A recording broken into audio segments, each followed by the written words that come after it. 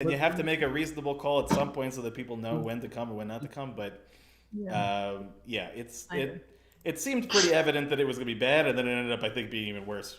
So, Yeah. oh, this is a treat. I think I see Morris Kramer joining. Oh, this is Oh, big. Morris. I don't even think that he knew that you were doing candles. I think this is maybe just a Where is he? Where's just a lucky Morris? thing. Maybe Neil had something to do with this. I hope Oh, it works. nothing to do with it. Maybe, nice. let's see. Hi, Morris. Yeah, he's not on yet. It says Not join. yet. Let's see. Oh, Okay, Morris, if you can hear us, we're very happy to see your name. Let's see if we can see your face. But if nothing else, we can see your name. Oh, there he is. There he is. Morris. That's not Morris. Yes. I think it is. Yeah, it is. All right, Morris, I hope you can hear us. We got Roger Matloff. Okay.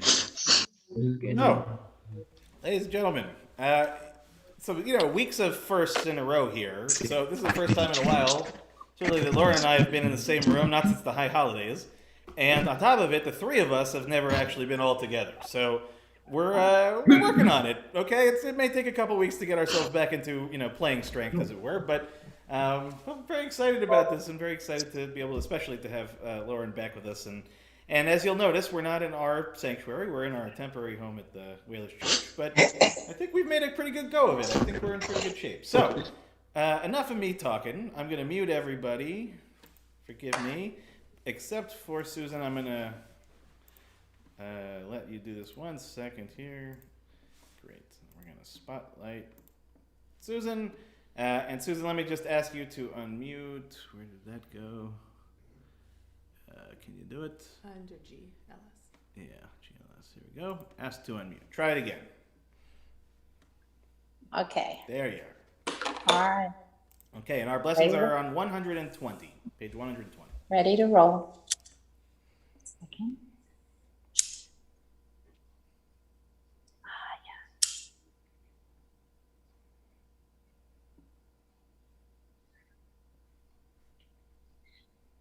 Baruch atah Adonai Eloheinu melech haolam, asher kiddushanu b'mitzvotav v'tzivanu likot likner shel Shabbat.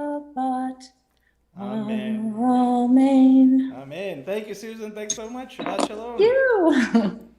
Okay, and we're back here. And we'll turn it now over to Keelan and Lauren. I think our opening song, Yedid Nefesh, is on page 128.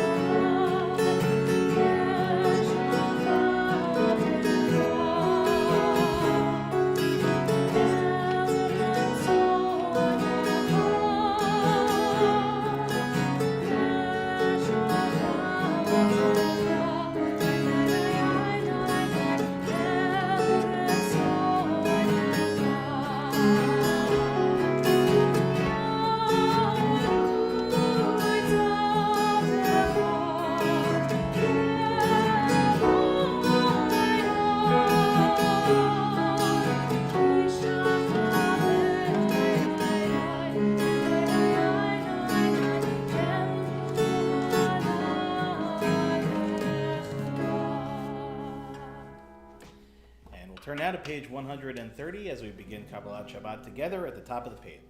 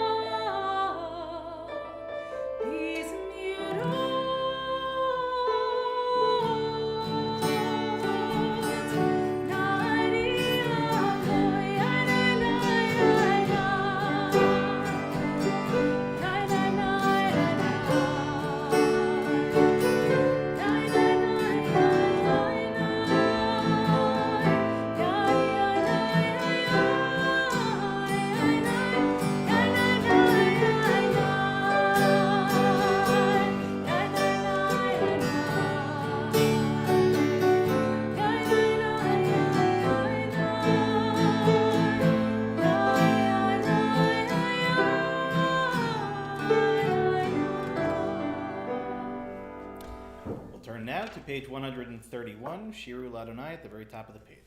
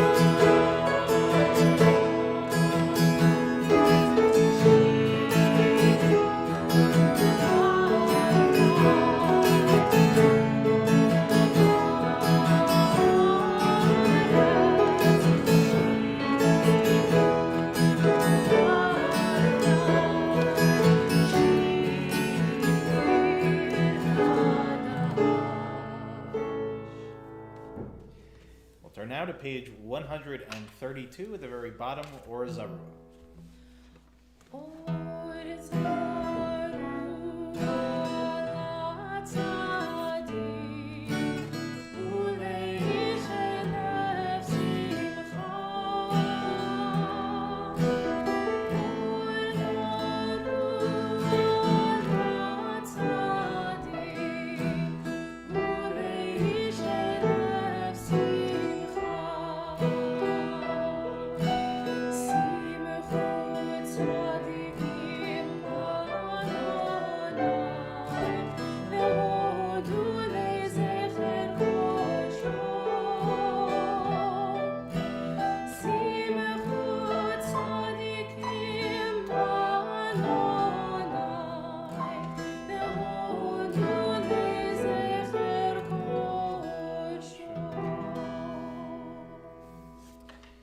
Turn now to page 134 at the very top of the page, Zamru Ladonai.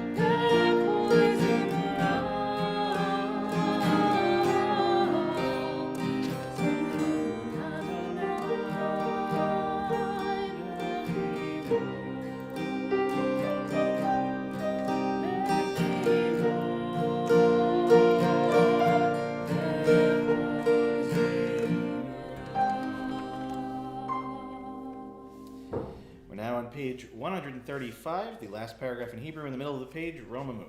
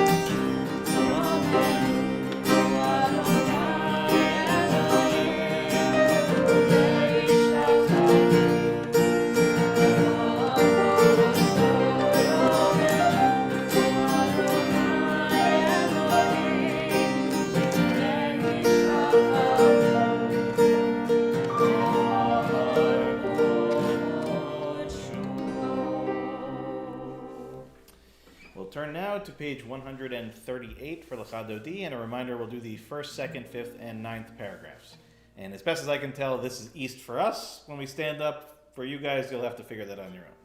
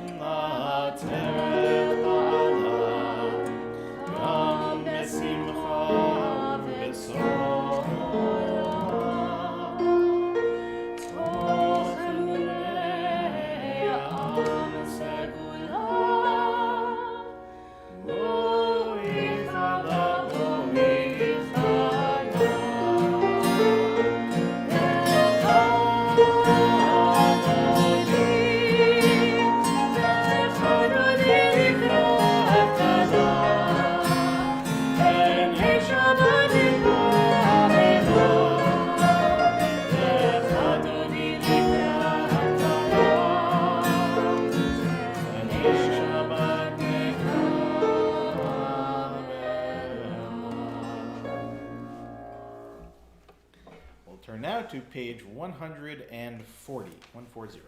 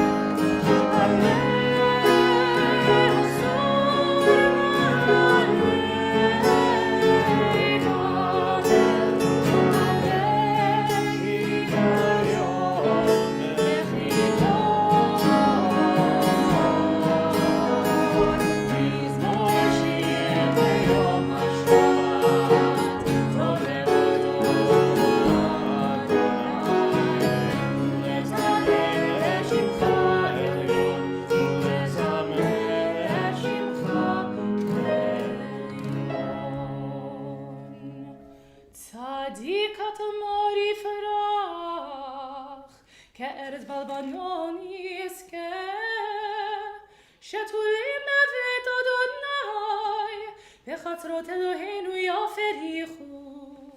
עוד ינועו בשיבה, דשנים ורעננים יהיו, להגיד כי ישר אדוני צורי ולא בנת עמו.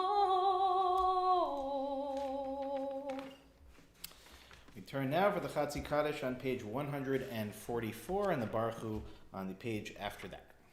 יתגדל ויתקדש שמי רבה, אמן. וילמד יברח ירתי וימליך מלכותי, וחייכון וביומכון וחיי לכל בית ישראל, בגלה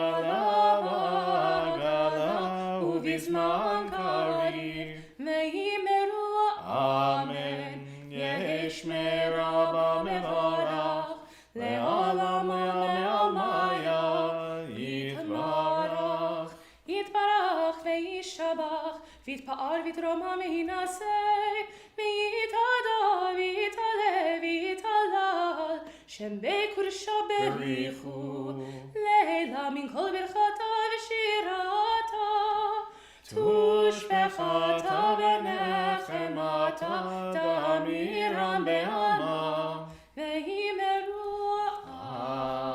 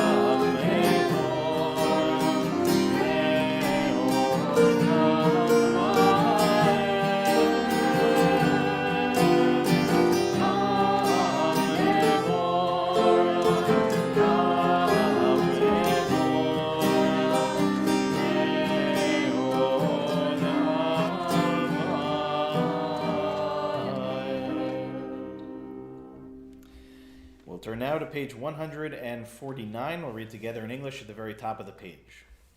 Praise to you, Adonai, our God, from whom the evening flows. Your wisdom sets the way on which time and season glide. Your breath guides the sail of the stars. Creator of the tide of time and light, you guide the current of day into night. As heaven spans to infinity, you set its course for eternity. Praise to you, Adonai, our God, from whom the evening flows. ומעביר יום ומביא לילה, ומבדיל בין יום ובין לילה, אדוני צבאות שמו, אל חי וקיים, תמיד ימלוך עלינו לעולם ועד, ברוך אתה אדוני, המעריב הרביב.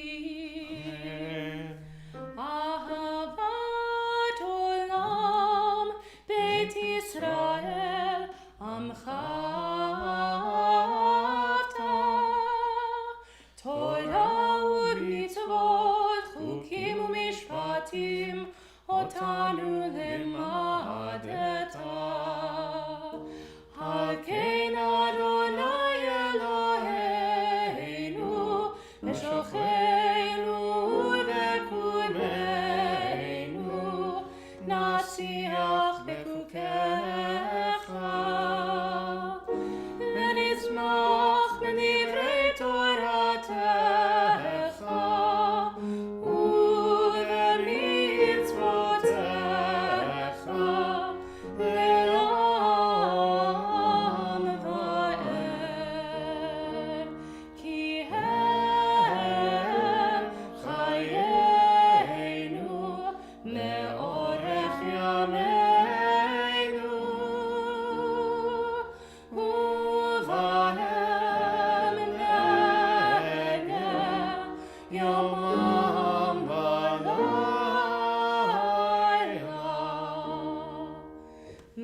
ואהבתך, אל תסיר ממנו לעולמים, ברוך אתה אדוני, Baruch Shemo.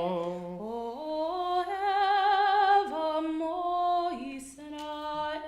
Amen. Shema Yisrael,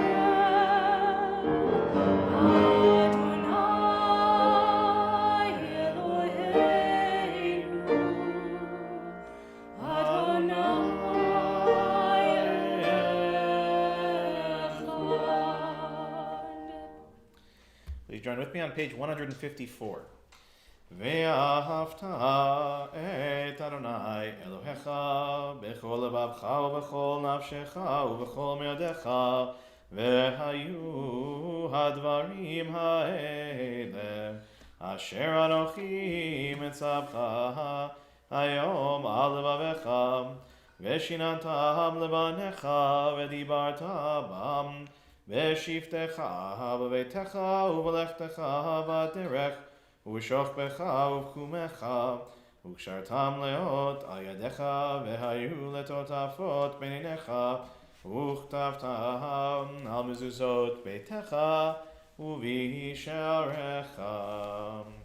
למען תזכרו ועשיתם את כל מצוותיי והייתם קדושים לאלוהיכם, אני אדוני אלוהיכם, אשר הוצאתי אתכם מארץ מצרים להיות לכם אלוהים. אני אדוני אלוהיכם, אדוני אלוהיכם emet. Let's read together on the top of page 157. Standing on the parted shores of history, we still believe what we were taught before ever we stood at Sinai's foot, that wherever we go, it's eternally Egypt, that there is a better place, a promised land, that the winding way to that promise passes through the wilderness, that there is no way to get from here to there except by joining hands and marching together. As we turn to page 158.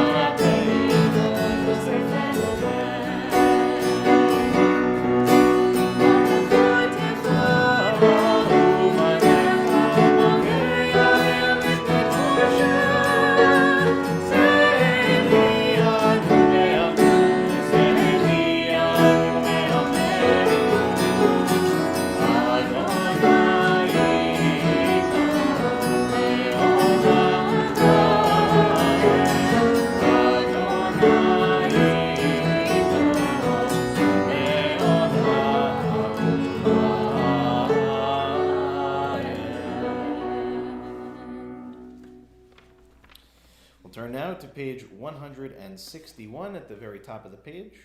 Hashkivin.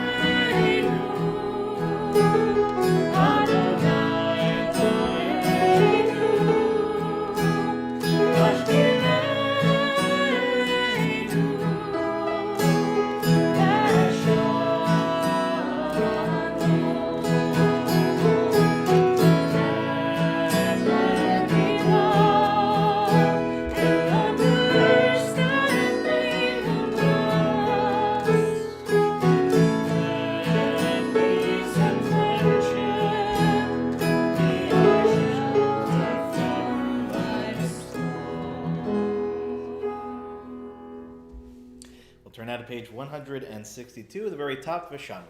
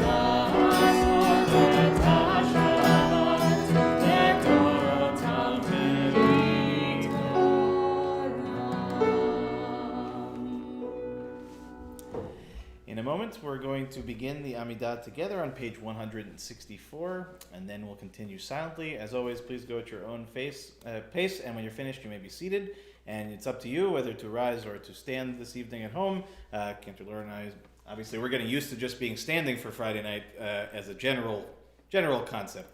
So, Cantor Lauren, if you'd help us start on 164, and then again, we'll continue silently from there. And again, just find east wherever that may be for you. We're, I think, roughly that way, I think.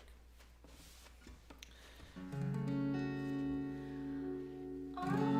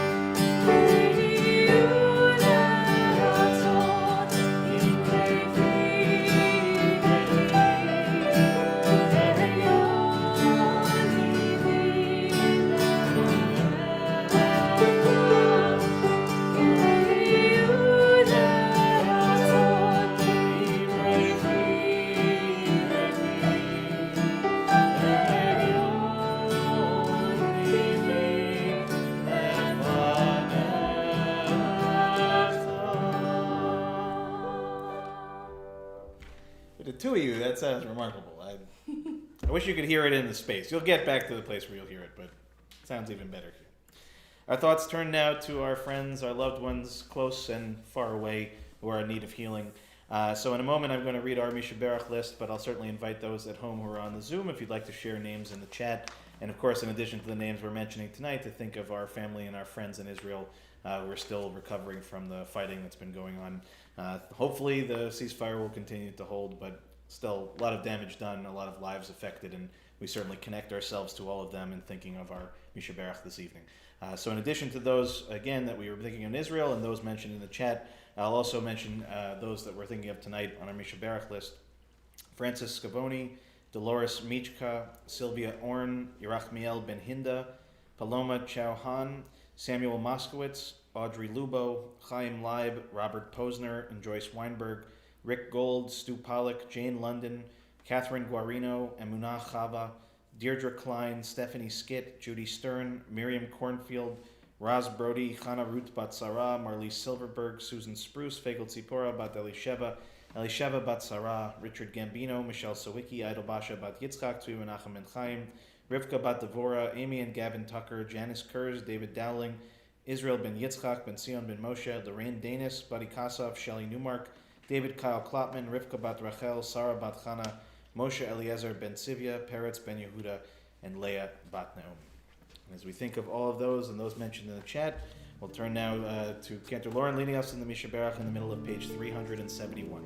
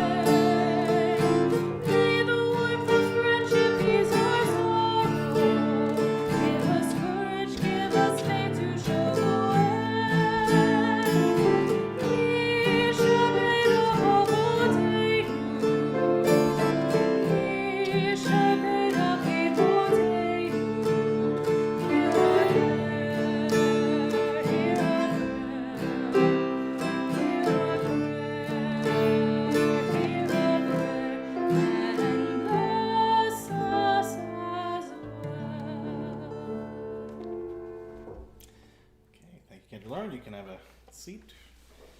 Shabbat Shalom, everyone.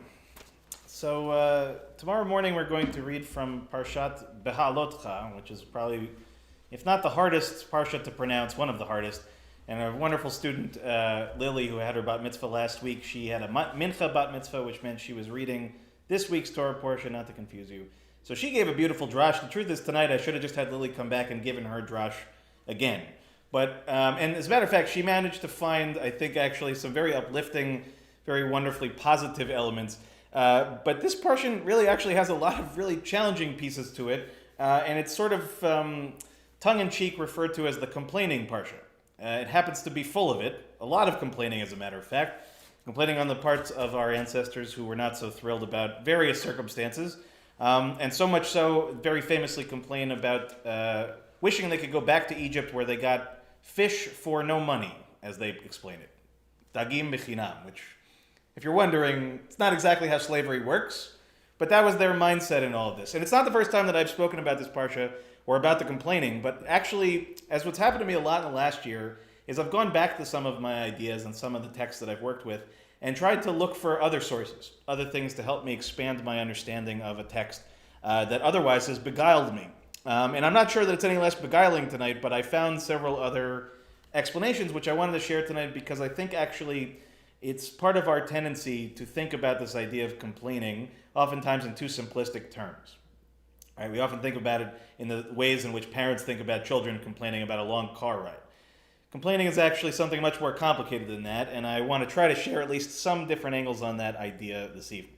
So let's start with the text itself, and the beginning of chapter 11 of the book of Numbers. It says as follows: Vayihi ha'am kemit onanim ra be'oznei Adonai, vayishma Adonai veichar apo, vatibaer bam esh Adonai v'tochal biktzeh ha'machane.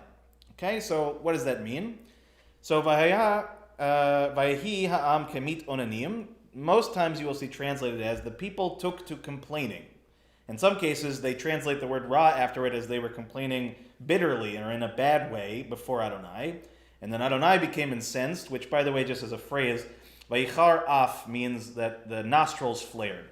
So it's one of the phrases that the Torah uses to describe when God is really upset, is God's nostrils are flaring. So take that as you will. Okay, you may have an image in your mind of somebody in your life who maybe flares their nostrils when they're upset. I'm not looking at you, Neil. Okay? So then, when all of this happens, a fire breaks out by God, right? God sends a fire, and it ravages the outskirts of the camp. So clearly a terrible kind of situation. And only a couple verses later, they begin complaining again. So even after the fire, even after it's very clear that God is upset, the people go back to complaining, and that's when they start talking about the free fish that they got when they were slaves. So our natural instinct is to read this text and to say, what are these guys thinking? Right? How is it that they have the, for lack of a better term, the chutzpah to be complaining, let alone complaining to God, let alone complaining about going back to be slaves where it was better for them? Okay, it's almost impossible for the mind to begin to comprehend. So I wanted to share a couple of the commentators' approaches to this, which range the gamut from being very defensive and protective of the people to really throwing them under the proverbial bus. And my argument, hopefully, at the end is to suggest that I'm not sure that any one of them is absolute truth, but in fact are reflections of an idea that I think actually all of us wrestle with, which is what do we do when we are discontent? And how do we express that discontent? And in particular, how do we use that discontent towards change?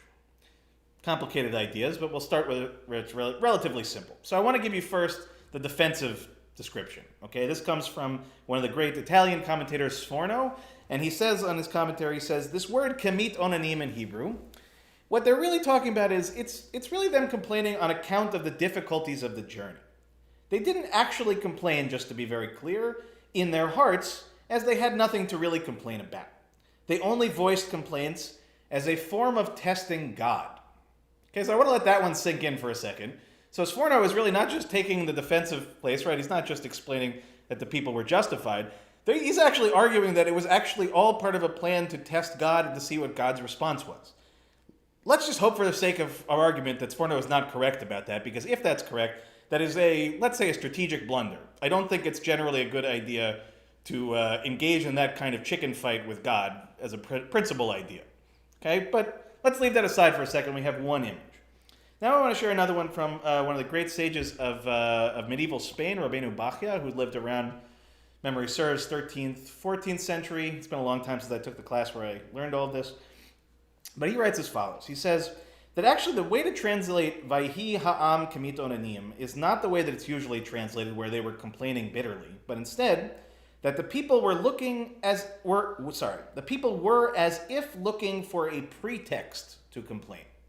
In other words, they didn't have anything to actually complain about. They were looking for something to complain about. Now, I can't imagine that this is the case for any of you, nobody in this room. We've never done that before. But I'll just, throw my hat in the ring here as the rabbi and say I have done this many times. Okay, many times. Where I've come into the room and I'm already like this, and I'm going to find anything in the world that I could possibly point out to complain about. Everybody else can be having a wonderful time, but if I came in that kind of mindset, the way the human mind tends to work is I can find something wrong with anything if I want to. Okay, so this is really what's going on in the people's minds. This kemit onanim is really about looking for a pretext ultimately to complain. Now, the interesting piece, and this is where we're getting a little grammatical, there's a letter at the beginning of that. Ke mit onanim. Mit onanim is the word. Ke in Hebrew is the word, as Rabbeinu Bachya explains, right, is a prefix, and it's used in particular as a preposition describing something in relative terms, as if something. Okay, kimit onanim, as if.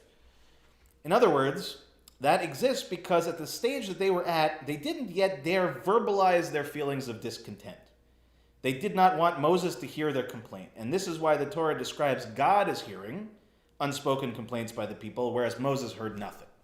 So here we're getting another kind of wrinkle, which is to say that it's not actually that that they weren't complaining like what Sforno said. They did have things to complain about, but they were holding it back. They were afraid that if they complained out loud, it was going to draw Moses' ire. They're mostly concerned with Moses, not even with God. But of course, God hears what the rest of us can't. And so even though they think that they're just complaining in their hearts, it's already become evident to God that something else is going on. So now the third element. And this comes from, was euphemistically known as the Tur, Yaakov ben Asher, who was also one of the great halachicists and commentators. He wrote what may have been one of the most important Jewish works on halacha, which is called the Arba'at Turim, the 4 columns. And so he also wrote a Torah commentary, which is called the Tur HaAroch, the long column. And he writes in his commentary as follows, and this I think is really quite powerful. So he takes this idea of Vayehi ha'am hakimit onanim, and he translates it even a little bit differently than Rabbeinu Bachya does. And he said it happened when the people were in a frustrated mood, looking for things to complain about. Okay, so it wasn't just that they were looking, that there is legitimate frustration, he says. And now he goes back. Nachmanides, quoting Ibn Ezra, who considers that the root of the word mit onanim is avon, which means basically something evil, but in this case does not agree, saying that there is no reason why the Torah should gloss over the people's sinful behavior by being so oblique. In other words, if it was really evil machinations, the Torah would have gone into description as to what they were thinking about and what was going on. It wouldn't just pass over it so quickly. And he says, we have no other instance where the Torah downplays the people's errant conduct. So Nachmanides therefore believes that the correct interpretation is that when the people now faced the terrible desert, and remember, in the Torah's timeline, this is about 3 days after leaving Sinai. So this is really where they're finally going from what was, I guess, reasonable encampment into the real wilderness. And again, any of you that have ever been in the Sinai and really understand what that word means, it's terrifying. Okay, if you're not prepared for it, it is utterly desolate. No sign of water, no sign of habitation, generally speaking, no signs of food, cold in the nights, burning hot during the days. It's about as desolate a landscape as you're going to find. And so now they're coming to the realization that they have this entire thing in front of them. And because of that, because of this fear of the terrible desert, they become full of misgivings and fear as to how they would fare on the journey ahead of them. So therefore, he understands the word mitonanim as in the book of Lamentations, of what shall a living person complain? Each one of their own sins. And that such a negative attitude by a nation that should have looked forward with joyful anticipation to coming ever closer to the promised land was considered as sinful by God. In other words, that the fact that they could not see the forest for the trees, that even though they were terrified, they couldn't see where they were going, this is what was so upsetting to God. Right? God at this point had shown them ample proof of making their lives tolerable even in the desert. And they had no reason to be despondent. They were given magical manna to eat. And when we view matters from this perspective, we can understand why in verse 4 later on, the children of Israel are said to have wept a second time. The first time had been after what they had done and the resulting fire, but the second time was even worse because they hadn't learned any kind of lesson whatsoever, and even 3 verses later go right back to complaining and right back to the repercussions of that complaint.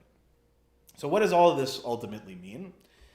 I think that we have a natural tendency, as I said, any of us, especially in the realm of parenting, will say, we're very quick to assume that complaints are unjustified, right? That being of a complaining kind of orientation is unjustified, is ungrateful, right? How can you complain about this delicious meal I made for you, right? All of those sort of corny isms that we think of are being played out here in a really very serious kind of way in the Torah.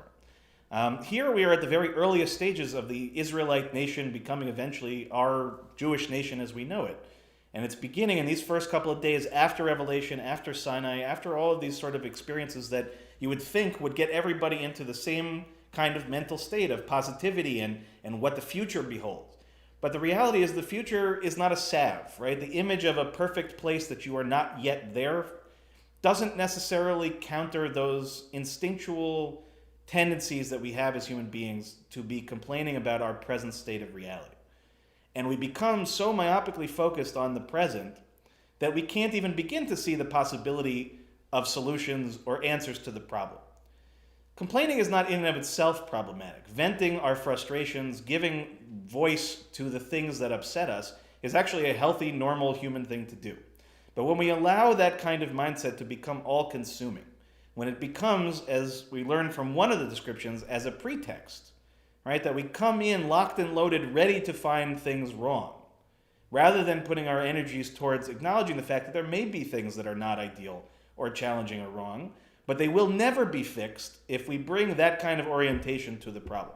If our only response to everything is basically to throw our hands up and to say, woe is us, I wish we could go back to a better time before that probably didn't even exist, those are not solutions. There's not effort, there's no thought that goes into that. It's simply catharsis. And while catharsis is important, from our tradition's standpoint, it is not sufficient on its own. We all need to vent from time to time. We all even probably need to complain from time to time. But if we don't spend at least an equal amount of time, if not a greater amount of time, considering, first of all, is what I'm complaining about really worth complaining about? And second of all, if so, how do I imagine in my mind that it's going to magically rectify itself by either keeping those feelings inside or allowing them to burst out in a way in which everyone feels basically hurt or attacked or ultimately defensive? And I think, unfortunately, as right now especially, this is really true all over the world. It's true at home. It's true for all of us. We live our lives so much ready like this to respond to every critique, every criticism, every circumstance that we're not happy with. Right? You go to a meal and it's not 100% perfection and you scream for the chef. Right? All of these things may seem insignificant, but they pile up. And they eventually become a narrative. And that narrative becomes defining. And I think that for all of us, if we think of it starting with ourselves, and then our families, and then our communities, and then our country, and then the world, I know I repeat myself over and over again about this, but this is how change begins. And at the end of the day, I think we actually have a lot to learn by engaging with our ancestors' experience in the desert this Shabbat. And not perhaps to judge them, not perhaps to make assumptions about them, and not even perhaps to explain their behaviors, but actually to learn and to listen and to engage and to see where do things go wrong. And most likely it doesn't start in chapter 11, right? We have to go back several chapters to even begin to understand the context.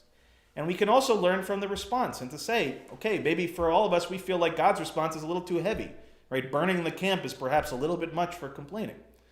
So what would we do instead, right? Place ourselves in that place and place ourselves in the places in our lives in which we can either be a source of complaint, a source of negativity, a source of drawing people down, or we can take the other tact, which is to be a source, again, of hope, a source of inspiration, a source of helping, and ultimately a source of ideas, and specifically new ideas.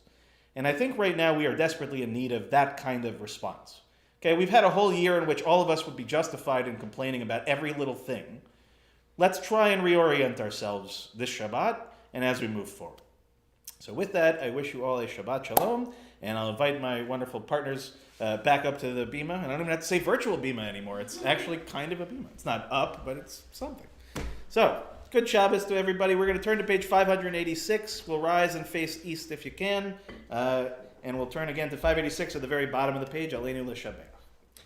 Aleinu l'shabeach l'adon hakol latet kedula liotzer breshit shelo asanu kegoye aratzot velo samanu kemishpechot adamam shelo sam chelkeinu kahem vegor aleinu kechol amonam v'anachnu korim umishtachavim umodim lifnei melech malchei hamlachim hakadosh baruch hu. We're now on page 591. V'ne'emar v'haya Adonai lemelech al kol haaretz v'yom hahu yeh Adonai echad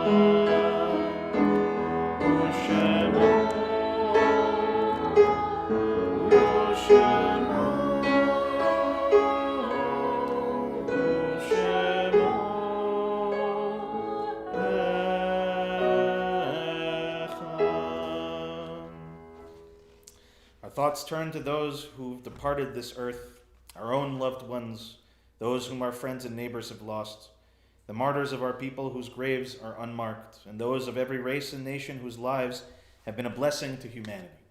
As we remember them, we meditate on the meaning of love and loss, of life and death.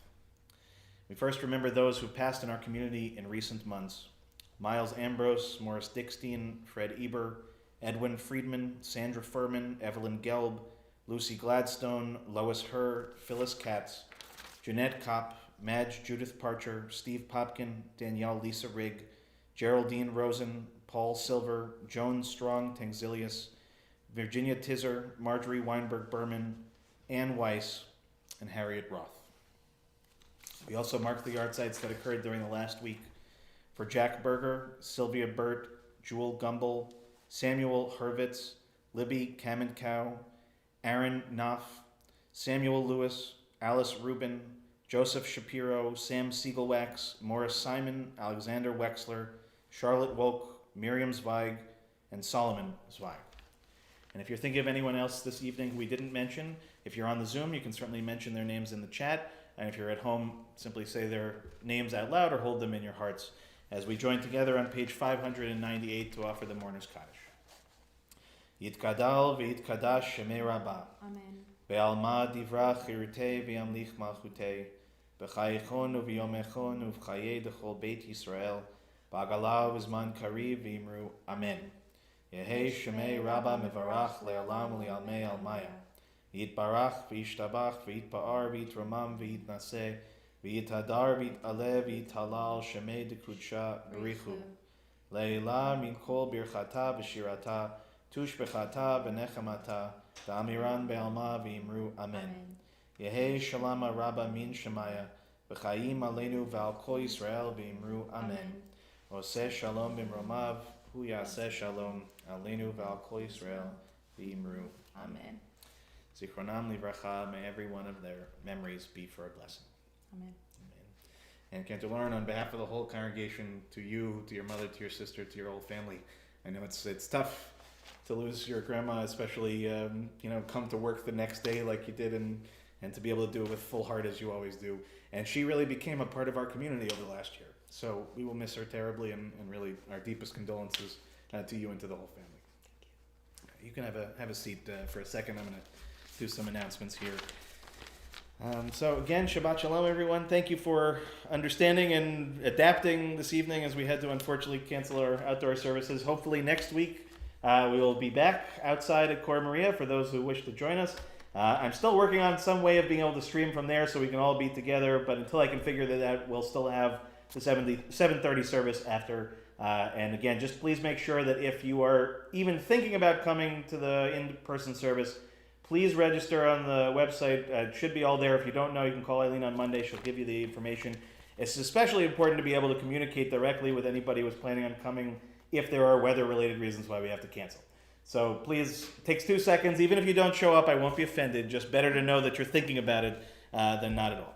So sooner than that, let's talk about some other things going on. First of which, of course, Shabbat services, a live stream tomorrow morning here from the chapel, and Cantor Lauren will be here. She's learning Saturday morning. It's actually one of the things sort of oddly we didn't have an experience with, so we'll bring her in slowly in that way, but it'll be really nice to be able to dive in with you tomorrow morning at 10.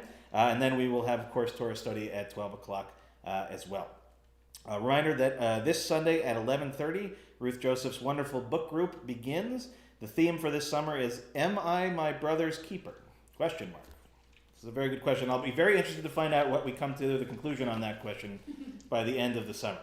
And there's a colon to this. Family relationships in current fiction. That's an important colon. I should not leave that out. But again, a reminder, you must join and you must subscribe. So please reach out to Ruth directly, ruthejoseph@yahoo.com. If you have any questions, you can always let us know in the office. My regular classes should be happening Wednesday at 12 o'clock for my Rabbi Abraham Joshua Heschel and the Prophets class, and Friday my class on a journey to the heart of the Siddur. Also a reminder that on Sunday, June 6th at 7 o'clock, we have the stand-up comedy duo of Stone and Stone, which will be on Zoom, followed by a Q&A with the performers. And then on Thursday, June 10th, we have a guided tour of the Longhouse Reserve and Sculpture Gardens, weather permitting. So again, please sign up for all of those on our website.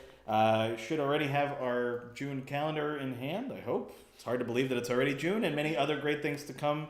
But thank you again for just being your wonderful selves, and really for being a part of this, another first, weeks of firsts in a row, which is really lovely. But how great it is to have you, Lauren, back in place, and Keelan especially. And we know we're adjusting some things. We'll get it, sound all right and all that stuff. But for this Shabbat, it's just lovely to be here with all of you guys. So, Cantor, you want to come back up and we'll do a closing song, and then we'll do Kiddush. So.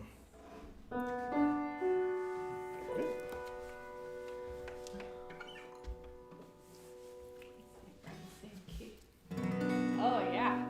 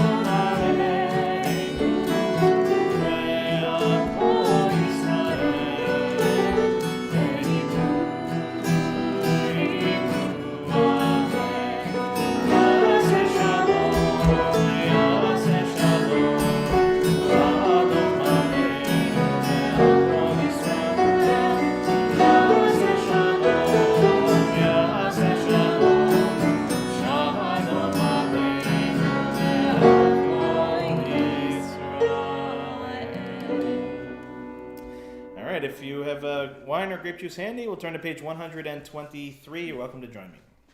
Baruch atah Adonai Eloheinu melech haolam morei peri hagafen.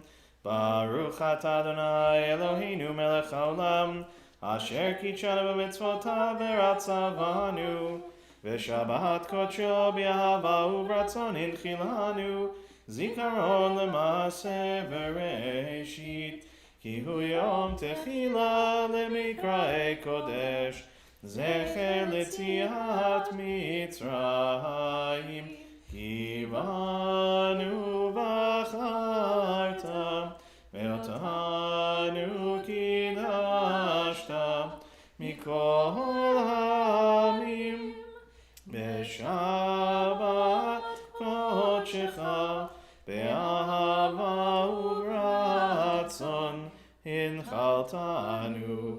Baruch atah Adonai mekadesh HaShabbat.